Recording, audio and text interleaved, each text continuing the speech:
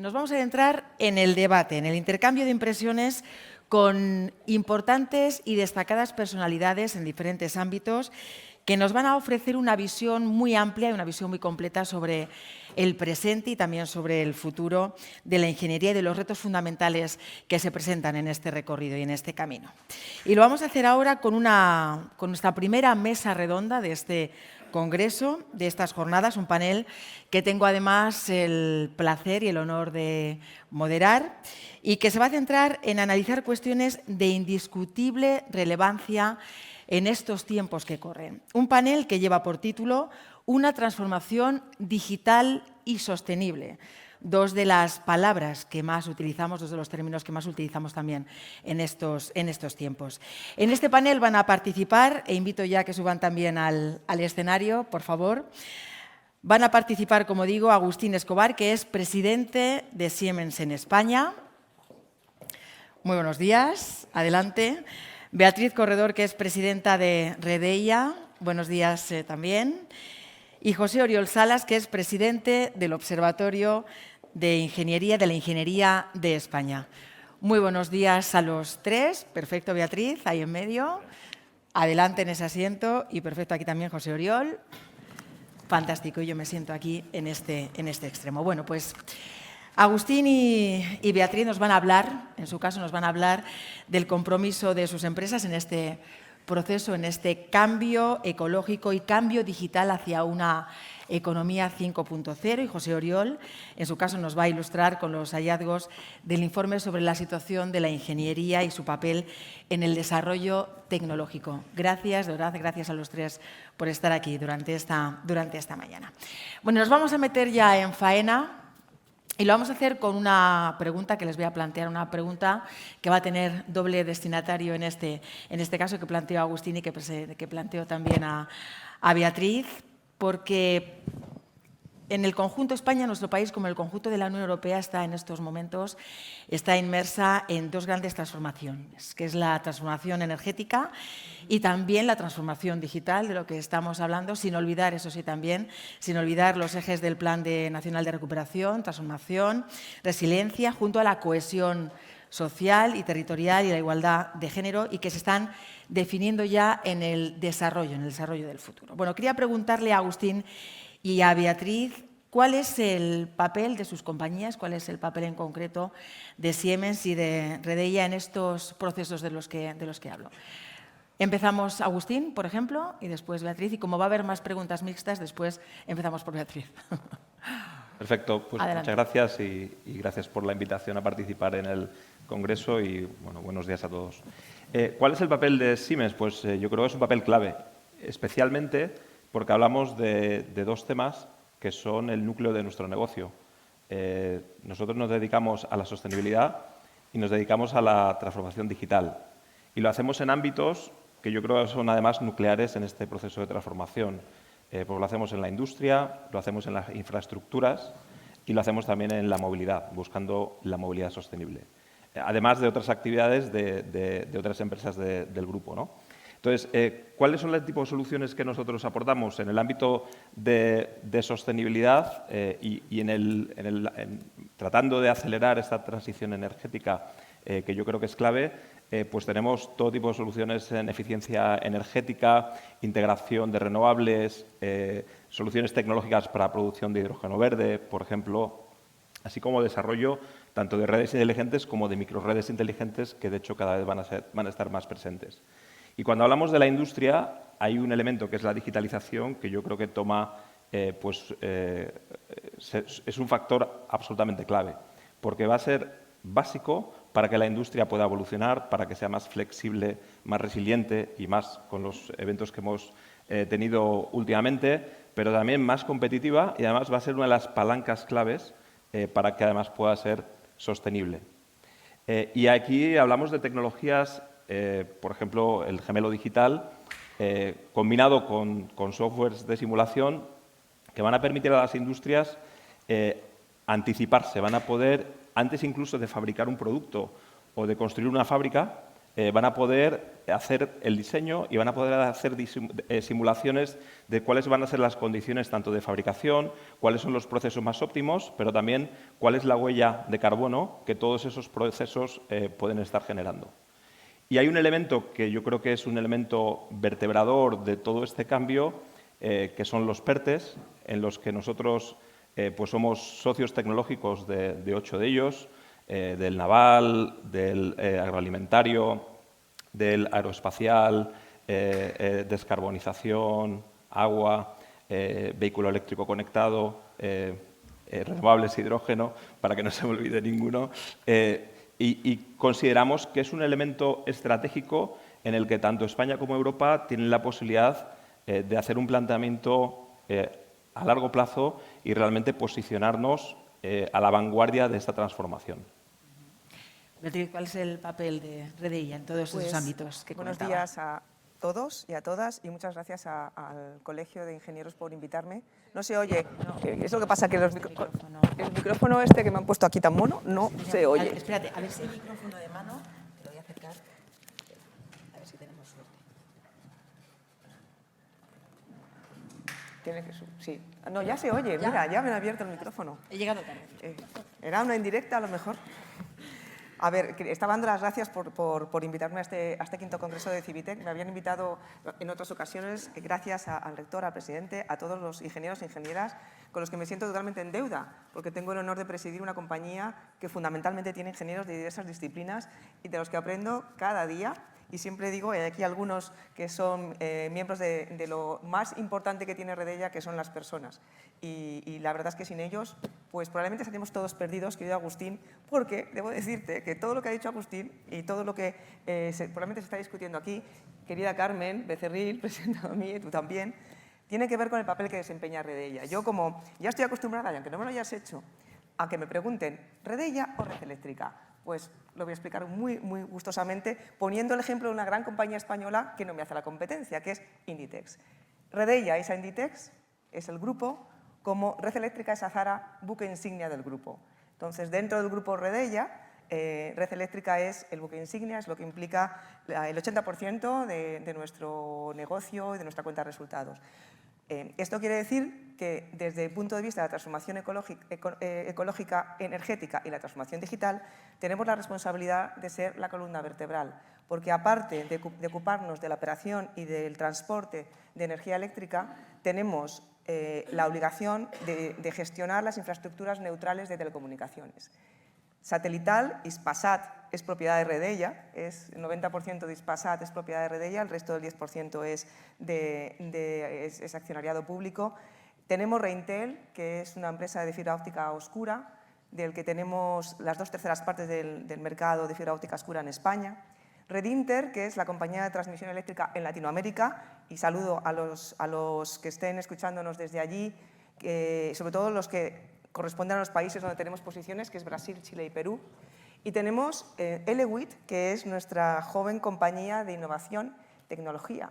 Así que tenemos sobre la espalda de esta columna vertebral la responsabilidad de hacer posible esa transición ecológica, esa transformación digital, poniendo las infraestructuras neutrales que gestionamos y haciéndolo además con nuestras dos cuestiones esenciales del Plan Nacional de Recuperación, Transformación y Resiliencia, que es la cohesión social y territorial, como empresa territorial que somos.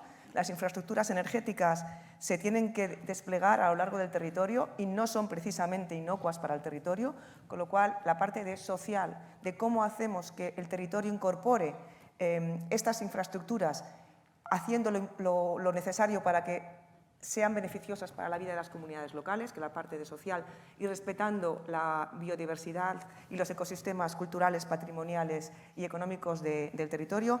Y desde el punto de vista, la cuarta pata de este plan, que es la igualdad de género, que luego si quieres hablamos, pero tengo el honor de representar a una compañía que lo lleva en su ADN desde hace más de 30 años y que es hoy por hoy una de las empresas que con números demuestran una mayor igualdad. Para que me entiendan todos los ingenieros e ingenieras que hay aquí, tenemos en la base de nuestra pirámide de personal solo un 28% de mujeres. No tengo que deciros a vosotros que nos estamos peleando todos por el talento femenino que sale de las escuelas de ingenierías diversas, pero en la siguiente cadena, en los mandos intermedios, tenemos un 38%. Es decir, las estamos promocionando y se puede hacer.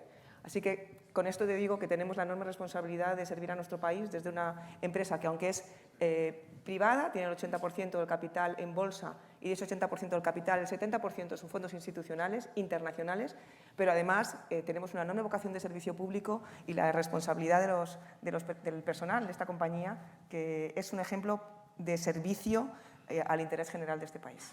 También hablaremos de este asunto de la presencia de las mujeres en la ingeniería, con datos que además últimamente conocemos y no son muy esperanzadores, al menos a grandes rasgos lo que nos está llegando, y que luego lo mencionaremos, pero es un poquito complicado, al menos a mi parecer un poco complicado de entender, ¿no?, en estos tiempos en los que nos encontramos. Gracias, Beatriz, también por estas palabras. Y voy ahora mismo con José Oriol, porque me gustaría saber ¿cuál crees que es el papel de la ingeniería en todo este proceso de transformación del que estamos hablando y del que vamos a seguir hablando durante las próximas horas? ¿Y cómo se ve desde el Observatorio de Ingeniería? Y también, para que entendamos todo lo que nos vas a decir, que lo entendamos un poquito mejor, ¿qué es el observatorio y cuáles son los datos más relevantes del estudio? Muy bien. Bueno, muchas gracias, Ángeles. Voy a empezar, si acaso, por comentar qué es el observatorio. Yo creo que muchos de vosotros ya los conocéis, pero así efectivamente nos ubicamos un poco, ¿no? El Observatorio de la Ingeniería de España se constituyó con la misión de contribuir al fomento y la difusión de la ingeniería y sus perspectivas de futuro, actuando como un centro de referencia para el análisis, la evaluación y la difusión de la profesión y su contribución al progreso social y desarrollo económico. Uno de los grandes hitos del Observatorio de la Ingeniería de España, impulsado en su momento por la Fundación Caja de Ingenieros, ha sido conseguir involucrar en su Consejo Rector y comprometerle al propio Ministerio de Industria, Comercio y Turismo, a las principales instituciones del mundo de la ingeniería en España, a colegios y asociaciones profesionales y también a las universidades politécnicas y las principales patronales del sector. Todo ello al final significa que están involucrados en el propio Consejo Rector 450.000 ingenieros en total. Y eso da una validez fundamental al estudio que se ha realizado. El estudio ha tenido como objetivo analizar cuál es la realidad actual de la ingeniería española, las perspectivas de futuro del sector y las necesidades para el desarrollo, el progreso y el bienestar de nuestra sociedad. Este es el primer estudio sectorial de estas características que se ha realizado en España y nos ha permitido descubrir, entre otras cosas, que somos 750.000 ingenieros, cosa que hasta la fecha no lo teníamos censado, y que un 20% de ellos son mujeres, solo un 20% de ellos son mujeres. Hay buenos datos informativos y hay otros que no son tan buenos. Los iré desmembrando al respecto en la evolución de las intervenciones, pero según el estudio, el 87% de los ingenieros están activos en el desarrollo de su profesión. Este es un dato magnífico. Significa que los que hemos estudiado ingeniería, después estamos trabajando en ingeniería, y eso no es tan frecuente que uno trabaje en la profesión que estudió.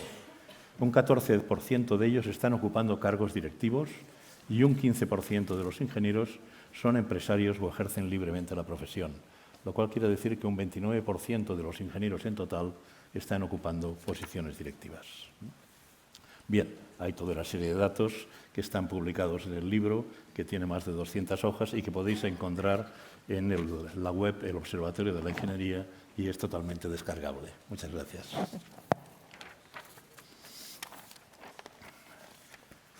Referente al siguiente punto, de cuál es el papel de la ingeniería en este proceso de transformación, señalar como reflexión que la industria es el sector que genera mayor valor añadido por unidad de trabajo.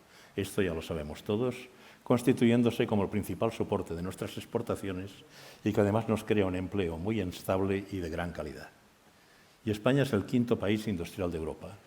Bien, tenemos un gran potencial, nuestra ingeniería tiene un fuerte reconocimiento a nivel mundial, pero el peso de la industria española en el PIB está decayendo de una manera drástica.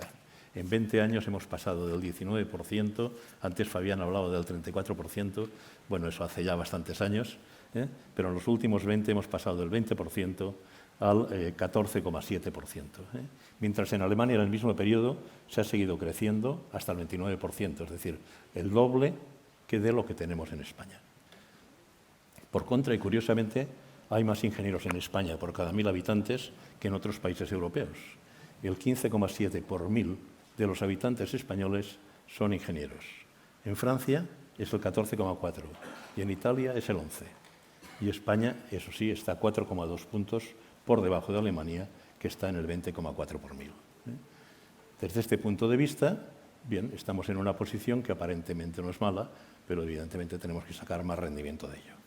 Estamos inmersos en la cuarta revolución industrial y se trata de una revolución que va a provocar y está provocando cambios sociales. Y entramos en una etapa donde nos vemos una cierta y cada vez más importante relocalización de la producción compatible con una cierta deslocalización del talento a consecuencia de las posibilidades del teletrabajo, como ya se ha comentado antes en el tema de movilidad. El perfil profesional de los ingenieros deberá ir evolucionando en función de los futuros escenarios. La transformación digital y la robotización industrial implicarán un incremento de la necesidad de ingenieros. Esto lo tenemos claro. Pero la tecnología revoluciona nuestra sociedad y tenemos un cambio de modelo productivo impulsado también por la descarbonización, la transición energética, la economía circular, así como la unión de la tecnología física, digital y biológica y el marcado avance de la inteligencia artificial. La tendencia es incrementar la necesidad de ingenieros, especialmente para ser contratados en trabajos especializados, flexibles y a distancia o a tiempo parcial y con ubicaciones variables. Si hay una escasez, tendremos que compartirlos y el ingeniero estará disponible para diferentes tipos de proyectos y también en diferentes empresas. La profesión tiene un futuro brillante, pero cada vez más en trabajos híbridos que requieran de una destreza intelectual y experiencia técnica en igual medida. El ingeniero deberá trazar un plan específico de trabajo y un plan de negocio de su propia carrera, asumiendo que deberá estar en formación permanente. Con la evolución de la sociedad, el ingeniero deberá aportar una visión prospectiva y los conocimientos de base tendrán que completarse permanentemente con habilidades diferentes, de modo que los profesionales sean cada vez más transversales en sus capacidades. Y habrá que prepararse para otro tipo de trabajos y aceptar que el trabajo será la propia aula del futuro. Hay que dar un impulso definitivo al I+D. Es fundamental para el desarrollo industrial con tecnología propia. En el mundo faltan y faltarán materias primas e ingenieros. Y una de las preguntas que también nos tenemos que hacer es con qué materiales vamos a construir las ideas. La recuperación del PIB industrial es un reto a corto y medio plazo. La mejora de la economía y la sostenibilidad a largo plazo dependen de un sector industrial potente y sólido. El reto es que la ingeniería mueva la economía del país y ayude al desarrollo y a mejorar la calidad de vida de las personas. Gracias. Interesantes datos los que nos comentaba José Oriol, que están en este estudio y que hacen una radiografía de la situación. Yo desde fuera he de decir que no deja de sorprenderme esto de que faltan ingenieros, ¿no? y que falta talento, por eso es sorprendente además en un momento en el que esta profesión, este trabajo es tan necesario, ¿no? Bueno, vuelvo en este punto con Beatriz y con Agustín, porque me gustaría saber también su opinión sobre si creen que España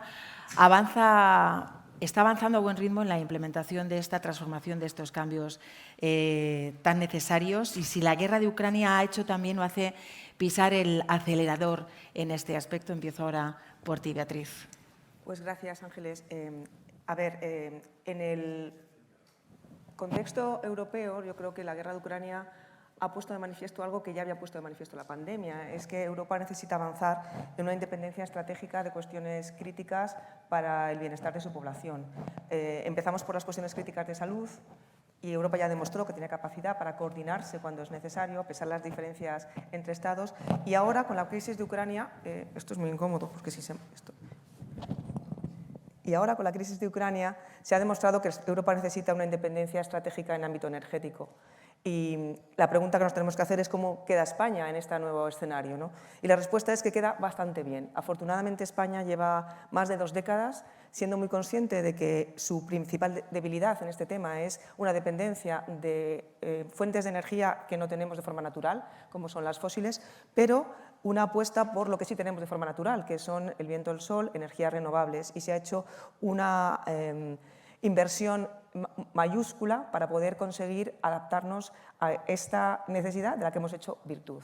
En el contexto europeo ahora mismo, la guerra de Ucrania, y así lo ha manifestado también la Agencia Internacional de la Energía, lo que ha llegado a conclusión es que hay que acelerar la transición energética. Ya Europa lo había puesto sobre la mesa con el Green New Deal, pero ahora con la apuesta que ha hecho por la reindustrialización verde para evitar la competencia de Estados Unidos en cuestiones de inversión de grandes empresas, este nuevo planteamiento de desarrollo industrial europeo deja a España en una situación muy favorable para aportar lo que tiene, que es las energías renovables y una red de telecomunicaciones que es la mejor que hay probablemente en el mundo. No porque está desplegada una enorme cantidad de kilómetros de fibra óptica, solo nosotros tenemos 55.000, sino porque además geoestratégicamente es un puente entre 3 continentes, que es África, Europa y América, ¿no?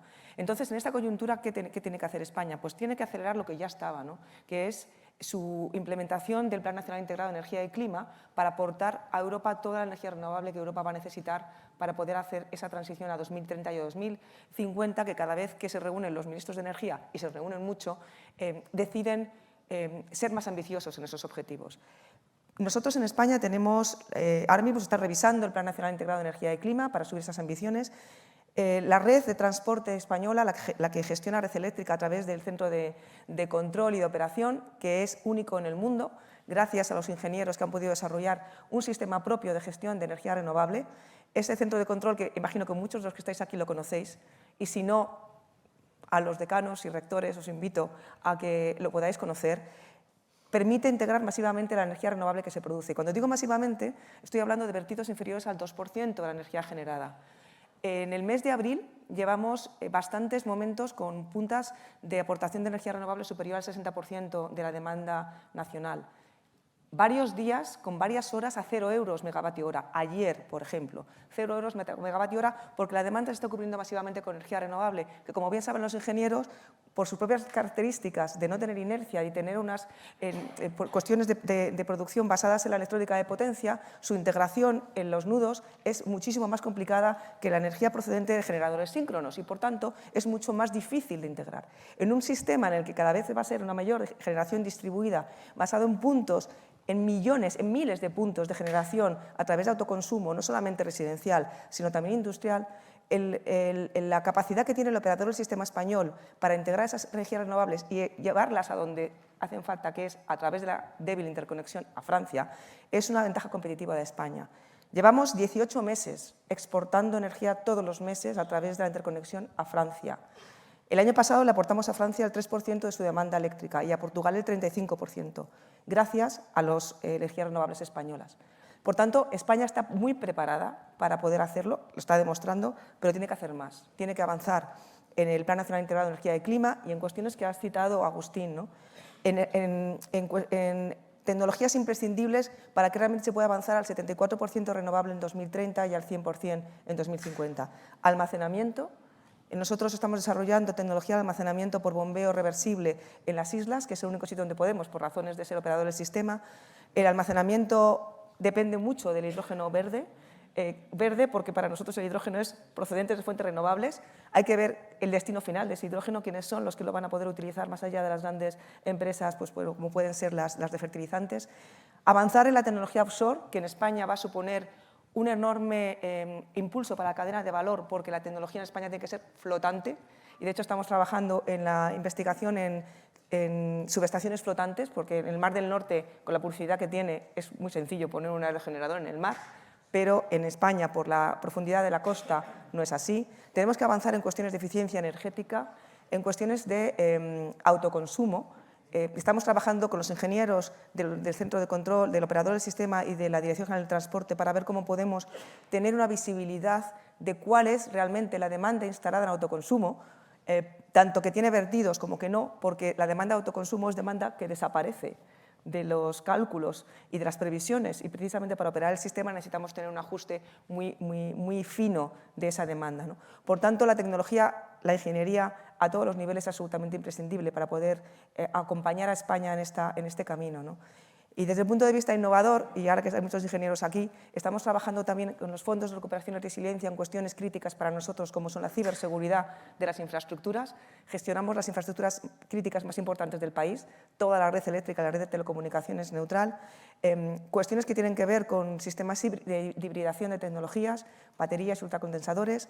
Estamos trabajando en optimizar toda la red a través de LR para hacer que el transporte de energía sea más eficiente independientemente de la meteorología, en sistemas nuevos para gestionar todos los apoyos de la red de transporte que sean menos invasivos y más ligeros, en aprovechar todas las infraestructuras de nuestra red para tecnologías como el 5G, para tecnologías de vigilancia de incendios, hacer toda la sinergia posible de toda la infraestructura ya desplegada para poder utilizarla y no sea necesario desplegar mayores tecnologías. Por tanto, estamos muy bien preparados y gracias al talento de ingeniería que hay en este país. No solo ingenieros, yo soy jurista y también necesitamos un poquito de juristas, pero en todo este tema, sin el talento de la ingeniería española, que es absolutamente conocida internacionalmente, como no tengo que decir yo, sería imposible hacerlo. Y la conclusión es que estamos en muy buenas manos. Agustín, ¿compartes esta visión que nos decía Beatriz? Pues no solo la comparto, sino que además en muchos de los proyectos que Beatriz ha comentado, nosotros hemos sido parte. Estamos en el corazón del Centro Nacional de Control de Red Eléctrica. Participamos en la tecnología de la actual interconexión con Francia, ¿sí? Es tecnología Siemens y evidentemente pues siempre hemos ido de la mano en ese desarrollo estratégico. Sí, de hecho, la tecnología para cada interconexión es ad hoc. O sea, es una tecnología que se desarrolla para cada interconexión en concreto. Exacto. Y la iniciamos, de hecho, con la interconexión en su momento del proyecto Rómulo, que era la interconexión con las Islas Baleares para garantizar el suministro. Entonces, sin duda, estamos absolutamente de acuerdo. Volviendo un poco a la pregunta, es cierto que la guerra de Ucrania, pero no solo la guerra de Ucrania, yo creo que los acontecimientos, la pandemia, después la guerra, lo que ha demostrado es que estamos en una situación de absoluta incertidumbre, ¿no? Yo creo que la incertidumbre se ha vuelto realmente crónica y, por lo tanto, eso implica que tenemos que enfrentar muchas veces condiciones externas, pues como la inflación que se generó después, la crisis energética, los incrementos del coste de la energía, que hacen que tengamos que replantearnos como España, pero y también como Europa, como comentaba antes Beatriz, cómo queremos posicionarnos, qué nivel de autonomía queremos tener, no solo en el ámbito energético, pero también en el ámbito industrial, en el ámbito de algunas materias primas que hemos visto que son importantes y que han afectado, yo diría, prácticamente a toda la industria en Europa en algún momento durante esta crisis, ¿no? Y Europa y España tienen una grandísima oportunidad por delante. Por un lado, como decía antes y también comentaba Beatriz, están los PERTEs como, yo creo, gran oportunidad para generar esa atracción y las ayudas que nos permitan posicionarnos. Particularmente España como país, pues yo creo puede convertirse claramente en el líder a nivel de generación de energía renovable y tenemos las condiciones para hacerlo de forma eficiente y además de forma competitiva. Y en la pregunta de si estamos acelerando lo suficiente, yo ahí quizás sí pediría que haya algo más de agilidad, porque es cierto que la voluntad existe, los planes estratégicos están claramente identificados y además en los diferentes sectores, pero probablemente el ejercicio que hay que hacer es tratar de acelerar los procesos de asignación de fondos, de definición de procesos, destrabar procesos administrativos que a veces son excesivamente largos y ajustar también los plazos para garantizar que los proyectos se definen y que pueden tener plazo suficiente para poder implementarlos. Porque, sin duda, este tipo de proyectos pueden generar un cambio profundo, insisto, tanto en España como en Europa. Y además con focos especiales, ¿no? Yo creo que todo este proceso tiene que garantizar que España recupera una posición de generación de alto valor añadido y reposiciona el I+D, ¿no? Para tratar de al menos llegar a órdenes de un 2% del PIB. Por otro lado, si miramos cuál ha sido la tendencia en cuanto al tejido industrial, PIB industrial que ha seguido España en los últimos años, no ha sido positiva. De hecho, se ha estado pues perdiendo PIB industrial. Y ahora yo creo que tenemos por delante la gran oportunidad de hacerlo y además haciéndolo, y volviendo a la introducción, en esos dos ejes. Uno, economía verde, economía sostenible, y 2, acelerando la transformación digital que nos permita llegar lo antes posible. Y luego, por enlazar con lo que hablabais antes, lo tenemos que hacer centrado en las personas. O sea, tenemos que aplicar la tecnología para construir un mejor mañana y la única forma de hacerlo es hacerlo con las personas. Y aquí, evidentemente, pues, en este foro tenemos que decir que los ingenieros juegan un papel importante. También los juristas. Yo sí soy ingeniero, pero tenemos un muy buen equipo jurídico en la compañía que es clave y que además cada vez está mucho más insertado dentro de las propias operaciones. Y el hacerlo con las personas implica que vamos a tener por delante un reto. Primero, tenemos que ser capaces de atraer talento, tenemos que ser capaces de incorporar a más mujeres a carreras STEM. Yo creo que hay una estadística, hablamos que hay un 20% de mujeres en ingeniería, pero a mí me preocupa que la tendencia no ha ido a mejor en los últimos años. De hecho, probablemente cuando yo estudié hace muchos años, no lo voy a decir, había más mujeres de las que hay hoy en día. Y, por lo tanto, yo creo que todo el tejido, tanto privado como público, tenemos que hacer un esfuerzo en realmente hacer mucho más atractivo el ingreso de mujeres a carreras STEM. Y luego, evidentemente, en las compañías tenemos que asumir nuestra responsabilidad para dar el crecimiento y dar las oportunidades. Yo me he quedado impresionado con los datos que ha comentado Beatriz, porque claramente en su compañía no hay techo de cristal, porque las promociones superan incluso el porcentaje, y yo también puedo decir con orgullo que la situación es parecida en Siemens, porque también el número de promociones y mujeres en puestos de responsabilidad supera el porcentaje de mujeres dentro de la compañía. Pero luego, más allá de eso, tenemos que hacer, y cuando hablamos del tejido industrial no estamos hablando solo de los grandes proyectos, y más cuando hablamos de un país como España, donde las pymes, de hecho, son las que generan el mayor tejido industrial. Por lo tanto, cuando hablamos de estos proyectos tenemos que incorporar toda la cadena de valor. Y al incorporar toda la cadena de valor, aparte de hablar de esas soluciones tecnológicas, tenemos que hablar de cómo preparamos a toda esta gente, a todo este talento, para ser capaces de incorporarse a esas nuevas funciones, a esas nuevas actividades que van a aparecer, porque habrá otras que por la digitalización y automatización desaparecerán. Por lo tanto, los procesos de upskilling, reskilling de toda la fuerza de trabajo tenemos que enfrentarlo y además tiene que hacerse, yo creo, con un esfuerzo conjunto entre el mundo privado, el mundo público y luego el mundo académico. Avanza el tiempo, pero hay muchos temas interesantes que me gustaría que habláramos en este panel. Hablaba antes José Oriol del déficit de ingenieros y me gustaría que profundizaras un poquito más en esto, porque me gustaría saber si existe realmente ese déficit de ingenieros ahora, que decías que sí, y si se prevé también que haya un déficit de ingenieros en el futuro para acometer todas estas transformaciones y cambios de los que ya estamos hablando. Existe ya un déficit de ingenieros, pero además el Observatorio de la Ingeniería ha determinado que en los próximos 10 años en España se necesitarán incorporar al menos 200.000 ingenieros más. Y digo como mínimo. Tenemos una situación, la cifra de empleo de la ingeniería es del 98%, es decir, no hay paro en el mundo de la ingeniería. Y esto, si lo comparamos con el paro global que había en España en el momento de efectuar el estudio, que era el 13%, pues marca claramente una diferencia, ¿no? Pero además, el 86% de las empresas consultadas, que fueron más de 500 en el estudio que hicimos del observatorio, manifestó que necesitaba incrementar su número de ingenieros en los próximos años. La ingeniería, por tanto, presenta un nivel muy bajo de desempleo. Hay una manifiesta falta de profesionales en ingeniería y en tecnología. Y el problema es que esto no es solo un problema de España, sino que es un problema a nivel mundial. Por tanto, nos enfrentaremos no solo a una cuestión de generación de talento, sino de mantener y retener el talento que tenemos. Y esta será una cuestión a la cual deberemos dedicar suficiente atención. Según el Foro Económico Mundial, en el 2030 las máquinas realizarán más trabajos que los humanos. Y estamos ahí, quiero decir. Pero la automatización en el mundo creará 60 millones de empleos netos. Es decir, que seguiremos creando empleo neto y todo esto avala más que sobradamente el resultado del estudio de que necesitamos más de 200.000 ingenieros. China. China siempre está presente de una forma u otra, pero en este caso en concreto de una manera muy curiosa y muy interesante a estudiar.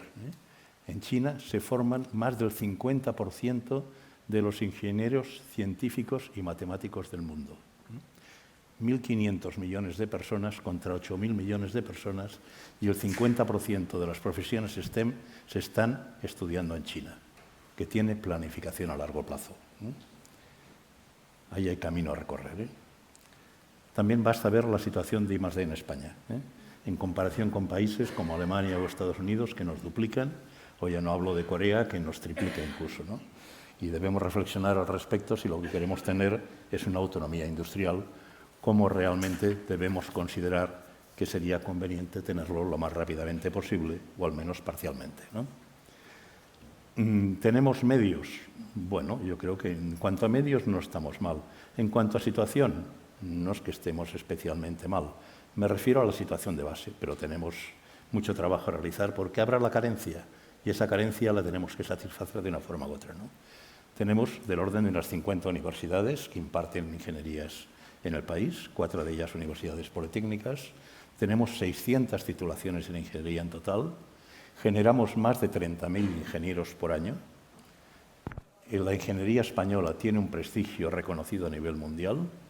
Solo un 11% de las empresas españolas consultadas indican que quizás el nivel de formación de los ingenieros en este momento es inferior a otros momentos, pero el resto indican que el nivel de formación es superior o muy superior.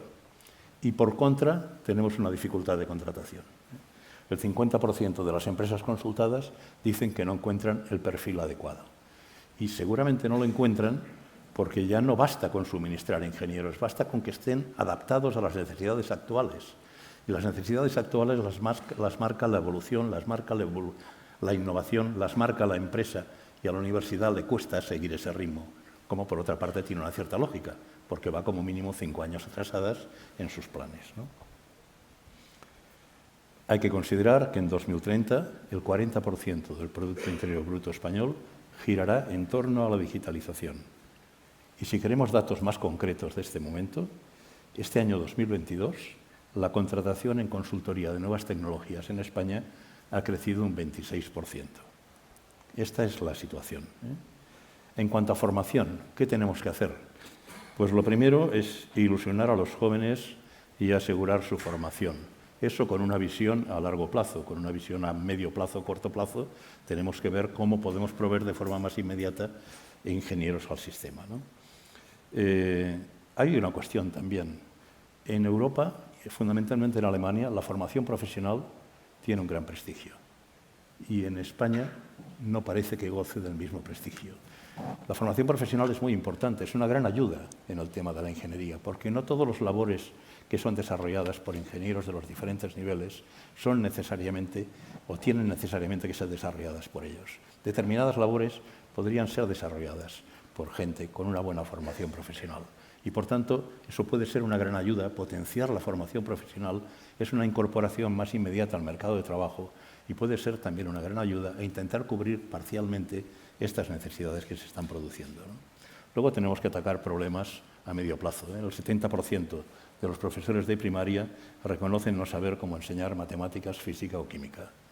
Pues vamos bien, ¿no? Es decir, ante esta situación que ellos mismos reconocen, ¿no? Y si buscas profesores adecuados para matemáticas, pues a lo mejor muchos de ellos que podrían ser adecuados prefieren dedicarse a la tecnología porque ven más desarrollo profesional o incluso, ¿por qué no?, una mejor retribución económica actual o en el futuro. Por tanto, aquí tenemos que actuar. Una parte de la formación puede ser sustituida por robots o sistemas de inteligencia artificial. Pues sí, ¿por qué no? Ya hay movimientos en ese sentido y ahí se puede avanzar rápidamente y se puede dotar a las escuelas de sistemas de formación avanzados en matemáticas, y en este momento ya hay fuertes movimientos en ese sentido, ¿no? Pero bueno, ahí tenemos que avanzar, pensando en el futuro, ¿no? Y luego hay que implicar al mundo docente y al mundo empresarial. El mundo docente solo no va a llegar a satisfacer estas necesidades. El mundo empresarial está al día de todas las necesidades, tiene el conocimiento y tiene que colaborar, ¿no? Las universidades, bueno, pues tienen la parte de hard skills y de soft skills. La parte de hard skills yo creo que en España se hace muy bien, todo lo que es formación en matemáticas, física, química, formación básica, inglés es fundamental, no se hace tan bien, pero también hay que darle importancia. Pero claro, toda esa parte ayuda a la reflexión, al pensamiento, ayuda a pensar, ayuda a aprender y es fundamental, ¿no? Pero luego hay una parte de soft skills que podrían ser más píldoras formativas, con una formación diferente, específica, atractiva y necesaria para temas muy concretos que pueden dejar a la gente ya preparada para abordar determinado tipo de problemas, ¿no? Bien. En definitiva, que sin técnicos la primera perjudicada es la economía nacional, que la ingeniería debe adaptarse y anticiparse a los cambios y habría que preguntarse qué futuro augura un país que no apuesta por la ingeniería y por los juristas. Bueno, y por los periodistas. Y por los periodistas. Ya que nos ponemos así, claro, vamos a reivindicar todos. Muy interesantes datos en algunos casos demoledores, en algunas de las cosas que has dicho. Nos hemos quedado sin tiempo, pero quiero hacer una última ronda, ¿vale? Con preguntas para los tres. Empiezo por ti, Agustín, porque Siemens es una compañía tecnológica global. ¿Cómo lleva a cabo el despliegue de todas sus soluciones tecnológicas para ayudar a las diferentes industrias a las transformaciones a lo largo de este amplio territorio? ¿Y qué papel juega la sostenibilidad en lo que es la estrategia de la compañía? Pues empiezo por el final. La sostenibilidad es nuestro negocio, como decía al principio, porque todas las soluciones tecnológicas que aportamos tienen como punto de partida y como prerequisito que tengan un impacto en reducir la huella de carbono y en crear un mundo más sostenible. Por lo tanto, forma parte de nuestro ADN. El cómo aplicamos esa tecnología global, pues lo hacemos a través de las personas. Siemens en España es un colectivo de 3.600 personas, de las cuales, por cierto, más de 1.400 se incorporaron en los últimos 2 años, a partir de la pandemia. Y en gran medida con perfiles digitales. Por lo tanto, lo que hablábamos de la necesidad de perfiles no solo ingenieros, sino también formación profesional, que es uno de los ámbitos, es una realidad.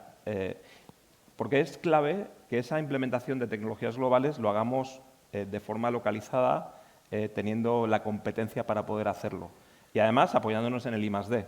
En España tenemos, entre otros, un centro de competencia en señalización ferroviaria en el que invertimos un promedio de 34 o 35 millones anuales y generamos tecnología con propiedad intelectual registrada aquí en España. Tecnología que se exporta y se aplica a nivel mundial. Aprovecho para saludar a todos los colegas de Latinoamérica porque ahí tenemos múltiples proyectos que estamos desarrollando con esa tecnología. Pero no solamente ahí, en realidad en los 5 continentes en los que desarrollamos, ejecutamos desde aquí en todos estos proyectos. Lo mismo que digo en el ámbito de ferroviario, aplica en el ámbito de industrias.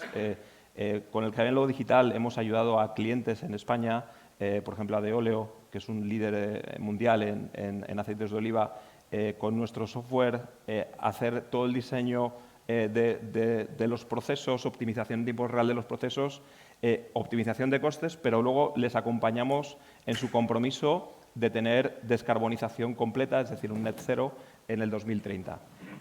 Con Coca-Cola también estamos trabajando en procesos de medida de consumo de energía, monitorización de consumo y de gestión del ciclo de agua, para también optimizar, reducir el consumo y aumentar la eficiencia. E insisto, todo esto lo hacemos localmente. Y ese compromiso, no solamente en contrataciones, lo hemos llevado a hacer incorporaciones, inversiones en compañías como Innovation Strategies, que es una consultoría de IT que incorporamos hace aproximadamente 1 año, de Palma de Mallorca. Hemos comprado software Foran para hacer el diseño de los buques, que es el software referente en el ámbito naval. Entonces, esa es la forma. La forma es aplicando la tecnología a través de las personas e, insisto, poniendo el foco en la sostenibilidad. Beatriz, voy contigo porque tu compañía Redella es un agente fundamental para la transición energética. También hemos estado hablando de ello durante estos minutos, permitiendo la integración de las energías renovables y garantizando así de esta manera también el suministro en estos tiempos tan complicados también en cuanto a suministro, la calidad del suministro. Para ello precisa de un esfuerzo innovador, continuado, que tiene un alto compromiso también con la sostenibilidad. Es un doble reto. ¿Cómo aborda tu compañía este doble reto? Bueno, la sostenibilidad, como dice, lo decimos todos, ¿no? Entonces, al fin diría, bueno, pues muéstramelo. Bueno, pues se puede demostrar, ¿eh? Hay bastantes índices internacionales que van acreditando los niveles de sostenibilidad de las compañías. Nosotros estamos en todos ellos, no los voy a repetir porque son muchos, pero eso se mide, o sea, son indicadores que se miden y te hacen un seguimiento. La taxonomía de la Unión Europea es otra manera de medir la sostenibilidad. La parte de red eléctrica es 100% incorporada a la taxonomía y lo que no es red eléctrica es que todavía no está dispuesta a la taxonomía, pero que sí, eso se puede medir. Para nosotros la sostenibilidad es dejar las cosas mejor de lo que uno solo se encuentra. Y eso pasa, por supuesto, por la innovación, no solamente desde el punto de vista tecnológico, sino también desde el punto de vista social. O sea, la innovación también es jurídica, la tecnología también es institucional, y para nosotros innovar también implica que todo esto que tenemos que desplegar desde todos los puntos de vista que hemos hablado sea aceptado por los territorios. Pero desde el punto de vista de innovación propiamente dicho, es una compañía que lleva innovando desde que se creó, tanto es así que fue el primer TSO del mundo, o sea que se inventó un sistema de gestión de las redes de energía eléctrica de muy alta tensión que después ha sido imitado en todo el mundo, ¿no? Yo antes contaba una anécdota. Cuando yo era ministra de Vivienda me fui a Estados Unidos a firmar un Memorandum of Understanding con el Departamento de Energía para traernos a España el concurso Solar Decathlon, que algunos recordaréis, que eran equipos de universidad, de ingenieros de diferentes disciplinas, arquitectos, diseñaban y construían y operaban una casa solar. Y claro, cuando fui a firmar el memorándum me preguntaron, ¿pero es que en España hay red eléctrica inteligente? En el año 2010. Dije, bueno, en fin, ¿qué me va a decir a mí que va a terminar yo estando en la red eléctrica inteligente? Entonces, llevamos innovando desde siempre, ¿no? Ahora hay el operador del sistema, que es el que tiene que hacer que toda la energía renovable se integre de forma segura, está investigando en varios temas, está investigando en la reducción automática de potencia en 5 segundos, que es pronto, en todo mejorar el rendimiento de las energías renovables para que emulen el sistema síncrono a través del gridforming, está trabajando en el control de tensión, intentando dar órdenes de forma selectiva a los diferentes tipos de tecnologías de generación.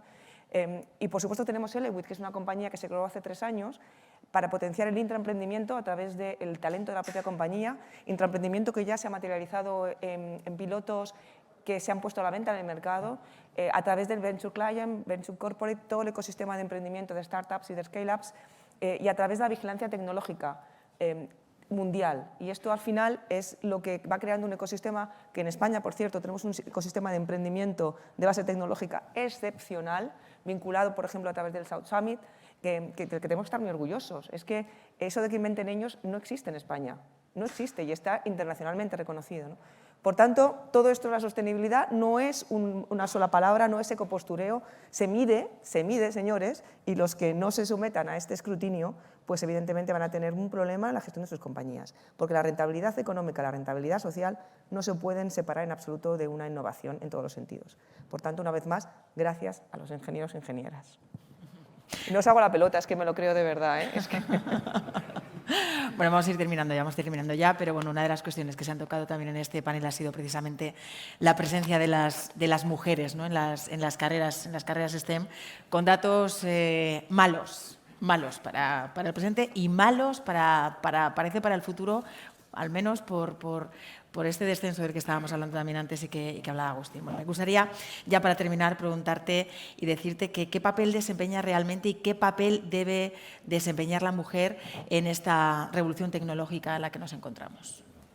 Bueno, efectivamente los datos son malos en estos momentos, porque en lugar de estar creciendo la participación de la mujer está decreciendo, a nivel de estudios me refiero, a nivel de estudiantes, pero por supuesto, por otra parte, las mujeres son un perfil con un amplio perfil de crecimiento en el mundo de la ingeniería. El estudio demuestra efectivamente que los perfiles femeninos tienen una presencia global en España del orden del 20%.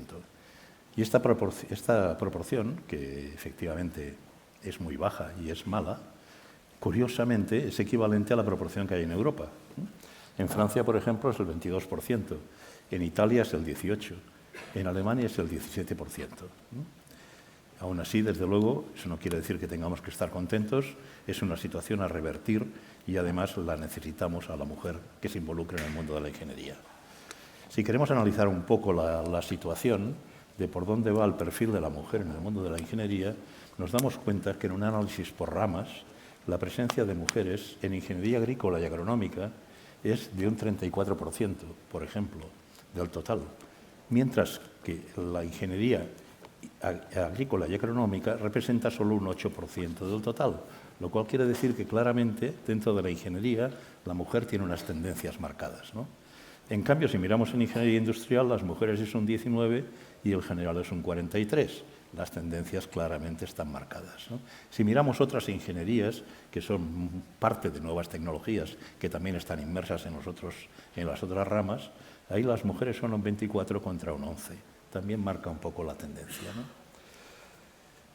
Bien, lo que esto nos está indicando, y ya lo sabíamos, es que la mujer tiene mayor interés por los temas sociales. Le interesa más la medicina, la sociología, la farmacia, el derecho, la ecología, el periodismo. Pero quizás, y respetando esa tendencia, que bueno, que si es así, pues hay que respetarla, pero lo que no conoce tan bien o no se ha preocupado, o no nos ha preocupado nosotros de que lo conozca tan bien, es cómo es la ingeniería actual. La ingeniería actual está presente en temas de medio ambiente, en temas de salud, en temas de movilidad, en temas de energía limpia, de medicina, de biotecnología. Además, detrás de cada objeto que utilizamos hay un ingeniero o ingeniera que convierte su conocimiento en cosas útiles.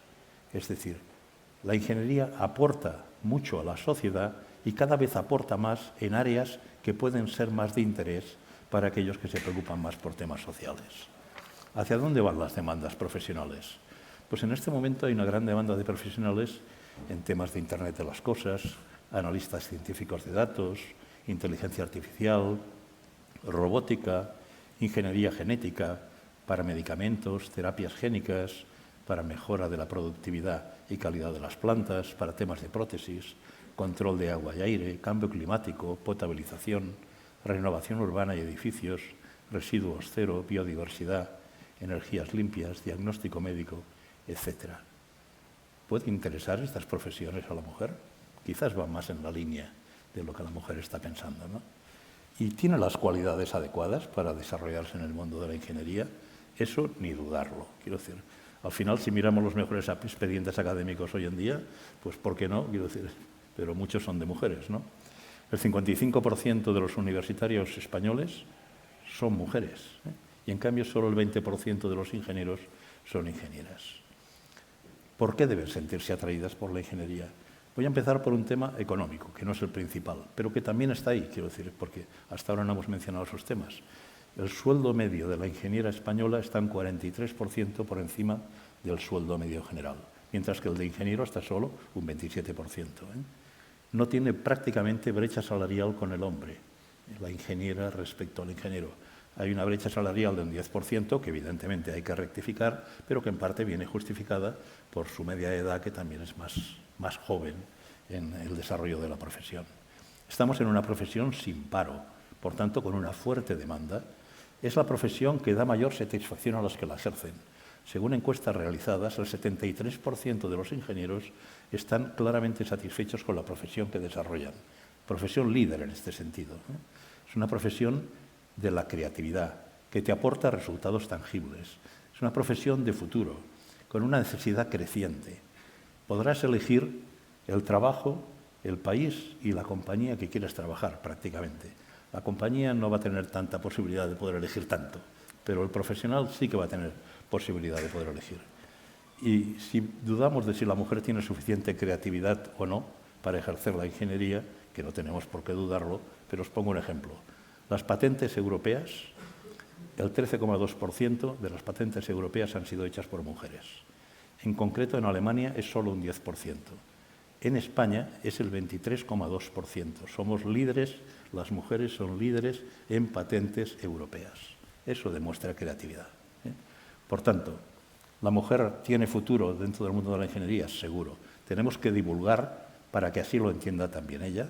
Tiene que conocer mejor cómo es la ingeniería actual y la futura, y también hay que presentarle referentes, ¿no? Está claro que involucrar al colectivo femenino en el interés de esta profesión es absolutamente necesario. Me quedo con las ganas de profundizar. ¿Por qué? Pero esto se merece otra mesa redonda y no tenemos tiempo. Gracias de verdad, José Oriol. Gracias, Beatriz. Gracias, Agustín, por participar con nosotros esta mañana. Ha sido muy interesante escucharos. Muchísimas gracias.